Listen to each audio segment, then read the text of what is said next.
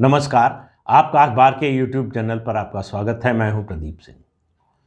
जनवरी के पहले या दूसरे हफ्ते में उम्मीद है कि 7-8 जनवरी तक चुनाव की अधिसूचना जारी हो जाएगी। 5 राज्यों के विधानसभा जो चुनाव होने वाले, चुनाव इतना करीब आ गया है, लेकिन पंजाब की राजनीति या कहें पंजाब का चुनावी जो गणित है वो किसी करवट बैठने को तैयार नहीं है। अभी तक स्पष्ट नहीं हो रहा है कि कौन सी पार्टी या कौन सी पार्टियों का कॉम्बिनेशन किस तरह का की परफॉर्मेंस उसकी होगी। लेकिन एक बात दिखाई दे रही है कि इस बात की बड़ी प्रबल संभावना है कि इस विधानसभा चुनाव में पंजाब में किसी पार्टी को बहुमत नहीं मिलेगा या किसी गठबंधन को बहुमत नहीं मिलेगा। ये इसकी उम्मीद दिनों दिन जो है बढ़ती जा रही है। तो अब ऐसी परिस्थिति में पार्टियां अपनी रणनीति को बदल रही या कहें री-स्ट्रेटेजाइज कर रही हैं कि अगर ऐसी स्थिति होती है तो क्या होगा। तो सबके पास सामने विकल्प नहीं है बहुत ज़्यादा कि अगर हंग असेंबली आती है तो कौन किससे मिल सकता है। हालांकि राजनीति में ये बात कभी नहीं कहनी चाहिए कि फलां से नहीं मिल सकते। जो दुश्मन है दोस्त कब बन जाएंगे, दोस्त कब दुश्मन बन जाएंगे, कुछ पता नहीं होता है। तो इसलिए राजनीति में आपको याद होगा 2012-13 का दौर, अन्ना आंदोलन से जो है एक पार्टी बनाई गई।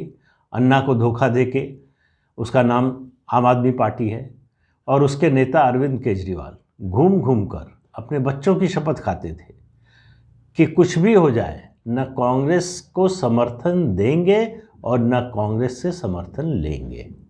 और चुनाव का नतीजा आया, ज़्यादा समय नहीं लगा कांग्रेस से समर्थन लेने में।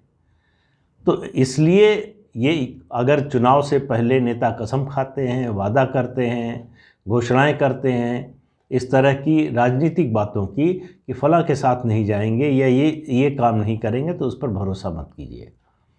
क्योंकि आम आदमी पार्टी सभी पार्टियों के लिए होता है, आम आदमी पार्टी के लिए विशेष तौर से, कि सिद्धांत की राजनीति करने के नाम पर आए थे और एक ही सिद्धांत रह गया है कि सत्ता किसी तरह से चाहिए।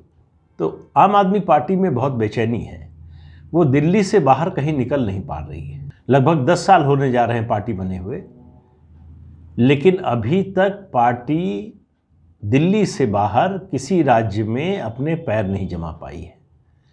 पंजाब एकमात्र राज्य है जहां 2014 के लोकसभा चुनाव में, जो पहला चुनाव इस पार्टी ने लड़ा लोकसभा का, उससे पहले 2013 में विधानसभा का चुनाव लड़ा था दिल्ली का, तो 2014 में उसके 4 लोकसभा के सदस्य जीते थे। और जो 2017 में जब विधानसभा का चुनाव हुआ तो एग्जैक्ट संख्या मुझे याद नहीं है, 22 या 26 विधायक जीते थे। उस समय तो पंडित लोग बता रहे थे कि सरकार बनने जा रही है। सरकार तो नहीं बनी, बहुत दूर दूर तक जो है बनने की संभावना भी नहीं दिखी।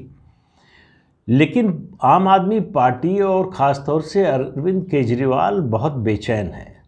उनको लग रहा है कि अगर पंजाब में सरकार बन जाती है तो ये ब्रेक थ्रू होगा और राज्यों के लिए, फिर और राज्यों में आम आदमी पार्टी की स्वीकार्यता का रास्ता खुल जाएगा।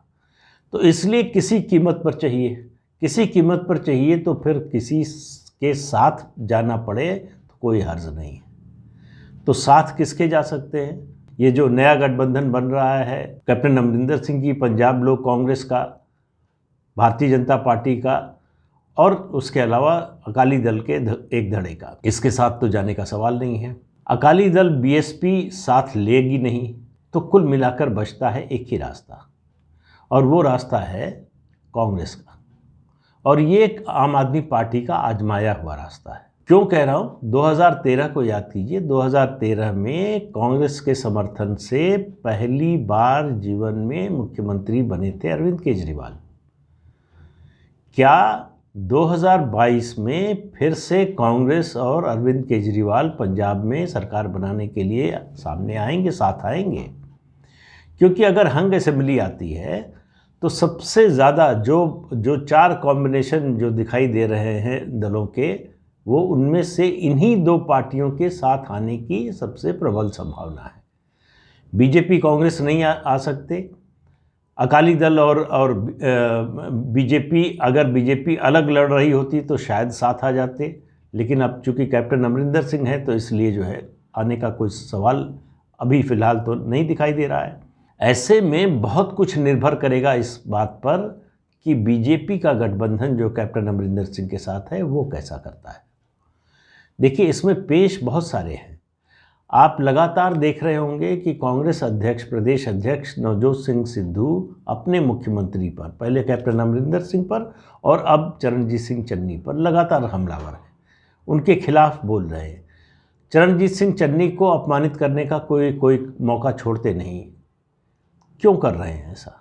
क्योंकि सिद्धू को पता है कि जो मुख्यमंत्री है, पहले अगर अमरिंदर सिंह थे और रहे होते, या अब जो चरणजीत सिंह चन्नी हैं, उनकी आज वो तारीफ़ करेंगे, उनकी प्रशंसा करेंगे, कहेंगे कि बहुत अच्छे नेता हैं, बहुत अच्छे मुख्यमंत्री हैं, अच्छे प्रशासक हैं, तो चुनाव के बाद फिर उनको हटाने का औचित्य क्या होगा? फिर सिद्धू कैसे ये बोलेंगे कि नहीं, ये अच्छा काम कर रहे थे लेकिन हटा दीजिए क्योंकि मुझे बनना है? ये तर्क तो नहीं दे सकते। उन्हीं से सवाल पूछा जाएगा कि भाई आप पूरे चुनाव और उससे पहले से आप तारीफ़ कर रहे थे। इसलिए चन्नी पर हमलावर है। और सिद्धू ये चाहेंगे कि पंजाब में कांग्रेस को पूर्ण बहुमत न मिले। जो कांग्रेस के विरोधी चाहते हैं वही सिद्धू चाहते हैं। सिद्धू का कार्यकलाप देख लीजिए, उस सबसे एक ध्वनि निकलती है कि उनको मुख्यमंत्री पद चाहिए। तो दो ऐसी बेचैन आत्माएं हैं पंजाब की राजनीति में अपनी अपनी पार्टियों की ओर से, एक कांग्रेस की ओर से नवजोत सिंह सिद्धू और आम आदमी पार्टी की ओर से अरविंद केजरीवाल, जिनको सत्ता चाहिए। अपने अलग अलग कारण हैं। सिद्धू को लगता है कि अगर मुख्यमंत्री बन गया तो हमारी आगे की राजनीति चल पाएगी। केजरीवाल को लगता है कि अगर पंजाब में सरकार बन गई, चाहे गठबंधन की ही सरकार बन जाए, तो आगे का रास्ता खुलेगा। तो इन दोनों के मिलने की संभावना या आशंका, जिस दृष्टि से आप देखना चाहें, दिनों दिन बढ़ती जा रही है। अच्छा, ये भी है कि सिद्धू को ये पता है कि कांग्रेस हाईकमान की एक और दिक्कत है, दुविधा है, या कहें कि कमज़ोरी है, वो ये कि क्या वो इस चुनाव में चरणजीत सिंह चन्नी को मुख्यमंत्री के रूप में पेश करेंगे कि हमको बहुमत मिला, मौका मिला तो फिर चरणजीत सिंह चन्नी ही मुख्यमंत्री होंगे। इसमें थोड़ा शंका लगती है। मतलब ऐसा हो भी सकता है, लेकिन इसके न होने की भी उतनी ही संभावना है। उसकी वजह है, ये भले ही उस समय जो है चन्नी को मुख्यमंत्री बनाकर कांग्रेस ने वाहवाही लूटने की कोशिश की कि एक दलित को जो है उन्होंने पंजाब में पहली बार मुख्यमंत्री बना दिया, लेकिन अब चुनाव आ गया है।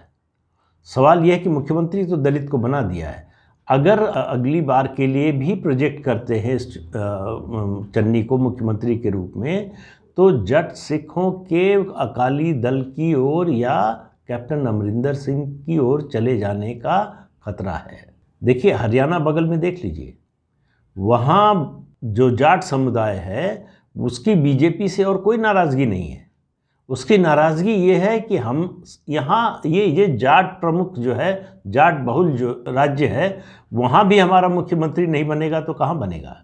इसी तरह से पंजाब में है। जट सिखों को लगता है कि अगर पंजाब में हमारा आदमी मुख्यमंत्री नहीं बनेगा तो और कहाँ बनेगा, तो इसलिए वो सत्ता छोड़ना नहीं चाहते। अब हरियाणा में देखिए, जाट जो है वो जब लोकसभा का चुनाव आता है तो उनको बीजेपी को वोट देने, मोदी को वोट देने में कोई गुरेज नहीं होता। इसीलिए बीजेपी 10 की 10 सीटें जीतती है। लेकिन जब विधानसभा का चुनाव आता है तो वो बीजेपी के खिलाफ हो जाते हैं, क्योंकि उनको सत्ता चाहिए। अगर बीजेपी किसी जाट को मुख्यमंत्री बना देती तो शायद इस तरह की जो है कटुता नहीं होती। तब भी मुश्किल था, क्योंकि जाट वोटों की दावेदार जो है कांग्रेस भी है और चौटाला परिवार भी है। तो इसलिए बीजेपी को पता है कि अगर वो जाट को प्रोजेक्ट भी कर दे, बढ़ाए भी, मुख्यमंत्री भी बनाए, तो जाटों का पूरा समर्थन उसको नहीं मिलने वाला है।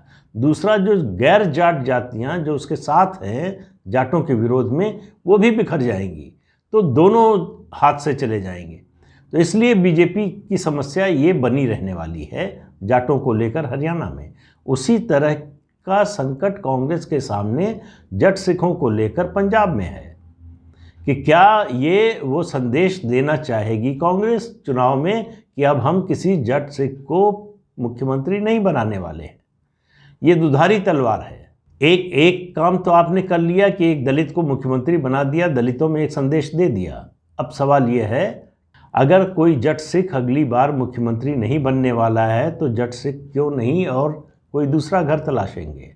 और उनके सामने दो विकल्प हैं, अकाली दल और कैप्टन अमरिंदर सिंह का गठबंधन जो है। तो इसलिए कांग्रेस के लिए जोखिम है। वो ये भी नहीं कह सकती कि चन्नी को नहीं बनाएंगे, फिर जो दलितों का जो उसको सिंपैथी मिली है, समर्थन मिला है, उसके चले जाने का डर है।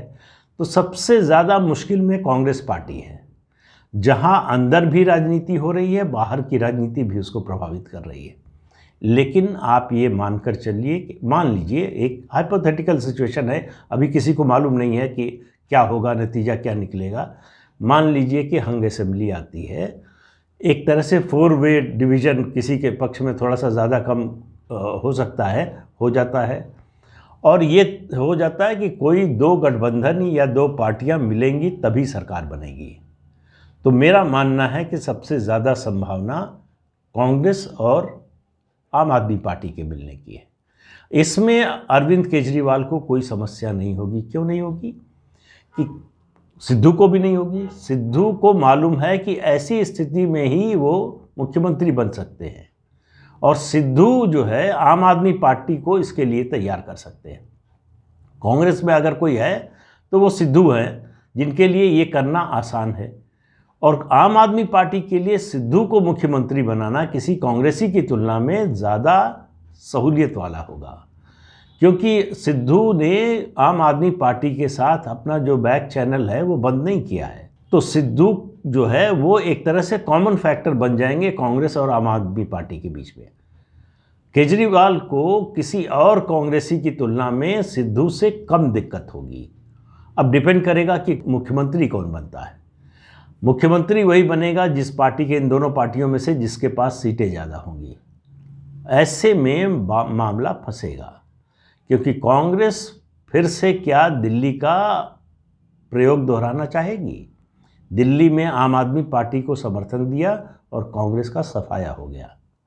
2013, 2014, 2015, 2019, 2020 कांग्रेस आज तक खड़ी नहीं हो पाई है दिल्ली में। तो क्या पंजाब में उस हश्र के लिए तैयार है कांग्रेस? ये बड़ा सवाल होगा कांग्रेस के सामने। इसलिए अगर हंग असेंबली आती है तो ये पंजाब में सरकार बनना बड़ा कठिन काम होगा। लेकिन इस स्थिति को, जो कांग्रेस और आपके मिलने का जो संभावना हो सकती है, उसको अगर कोई तोड़ सकता है तो कैप्टन अमरिंदर सिंह, बीजेपी और अकाली दल के धड़े का, ढींसा धड़े का जो गठबंधन है वो। लेकिन सब निर्भर करता है कि कैप्टन अमरिंदर सिंह जट सिखों को अपने साथ लाने में कितने कामयाब होते हैं और बीजेपी हिंदू मतों को अपने पक्ष में लाने में कितना कामयाब होती है। तो बहुत से इफ एंड बट हैं, कुछ भी स्पष्ट नहीं है। अगर ऐसा होगा तो ऐसा होगा, अगर वैसा होगा तो वैसा होगा। इन्हीं बातों पर अभी बात कर सकते हैं जब तक कि टिकटों का बंटवारा ना हो जाए। टिकटों का बंटवारा होने के बाद एक बार तस्वीर थोड़ी और साफ होगी, तब ये समझ में आएगा कि कौन फ्रंट रनर हो सकता है, कौन नहीं हो सकता है, किसकी संभावना ज़्यादा है। रिजल्ट तो नहीं बता सकते हम आप, लेकिन ये संभावना किसकी ज़्यादा है, किसकी स्थिति बेहतर हो गई है, ये बताने की स्थिति में होंगे। तब तक के लिए इंतज़ार करते हैं। आज के अंक में इतना ही है। अगले अंक में फिर मिलेंगे किसी नए मुद्दे के साथ। तब तक के लिए इजाज़त दीजिए। नमस्कार। आपसे अनुरोध है कि ये चैनल देखिए, शेयर कीजिए, लाइक कीजिए और सब्सक्राइब ज़रूर कीजिए। नमस्कार।